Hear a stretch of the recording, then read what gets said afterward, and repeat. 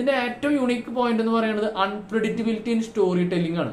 ഇതിന്റെ കഥ പോകുന്നത് ഇതെന്ത് ഇങ്ങനെ നമ്മളിങ്ങനെ പ്രതീക്ഷിക്കുമ്പോൾ അവർ അപ്പിക്ക് മാറ്റും. അപ്പിക്ക് അതിന്റെ പ്ലോട്ട് ഇങ്ങനെ മാറിക്കൊണ്ടേയിരിക്കും. ഇത് കേൾക്കുമ്പോൾ നിങ്ങൾക്ക് കൺഫ്യൂഷൻ വരണ്ട. ഇതൊരു ഇൻവെസ്റ്റിഗേറ്റീവോ സസ്പെൻസ് ത്രില്ലറോ അങ്ങനത്തെ പടമല്ല. പക്ഷെ യൂഷ്വൽ കഥയിൽ തന്നെ അൺപ്രഡിക്റ്റബിലിറ്റി, ആ അൺപ്രഡിക്റ്റബിലിറ്റിയിൽ വരുന്ന അസാധാരണമായ നിമിഷങ്ങൾ, സാഹചര്യങ്ങൾ, ആ സാഹചര്യങ്ങളിൽ പലതരത്തിലുള്ള എന്താ പറയാ ക്യൂരിയസ് ആയിട്ടുള്ള അല്ലെങ്കിൽ എന്താ പറയാ വളരെ ഒരു ഇൻട്രസ്റ്റിംഗ് ആയിട്ടുള്ള ക്യാരക്ടേഴ്സ്, അത് വളരെയധികമാണ് ഈ പടത്തില്. ഇനി ഓരോരുത്തരോടും എടുത്തു പറയാനാണെങ്കിൽ ഇതിൽ രണ്ട് മെയിൻ റോളിലുള്ള മെയിൻ ആളുകൾ എന്ന് പറയുന്നത്, ഒന്ന് ആ ബാലൻ എന്ന കുട്ടി കഥാപാത്രം ചെയ്ത ഞാൻ മനസ്സിലാക്കിയത് ആദിശേഷൻ എന്ന് പറഞ്ഞ അവന്റെ പേര്, പിന്നെ ഒരു പുതുമുഖ ആക്ട്രസ് ഫർസാന പാലത്തിങ്കൽ. ഇവരുടെ രണ്ടുപേരുടെ ഷോയാണ്.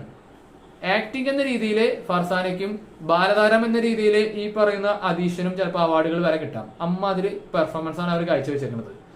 അവരുടെ ഒരു ഇന്റൻസിറ്റി, അവരുടെ ഒരു ബോണ്ടും വളരെ നല്ല രീതിയിൽ നമുക്ക് കണക്റ്റഡ് ആവും. ഇനി അവർ മാത്രമല്ല, ഇതിൽ കുറെ ചില കഥാപാത്രങ്ങളുടെ കാസ്റ്റിങ്, ഇതിപ്പോ ചിദംബരമാണോ ആവേശം ജിത്തു മാധവനാണോ ആരാണ് ഇത് കാസ്റ്റ് ചെയ്തതെന്ന് അറിയില്ല. അസാധ്യം. കാരണം നമുക്ക് അത്ര പരിചയമില്ലാത്ത എന്നാൽ നമുക്ക് അറിയാവുന്ന ഡയറക്ടറോ അല്ലെങ്കിൽ ചെറിയ ചെറിയ ആക്ടേഴ്സിന് ഇവര് കുറച്ചും കൂടി വളരെ ഡിഫറെന്റ് ആയിട്ടുള്ള റോളിലേക്ക് കൊണ്ടുവന്നു.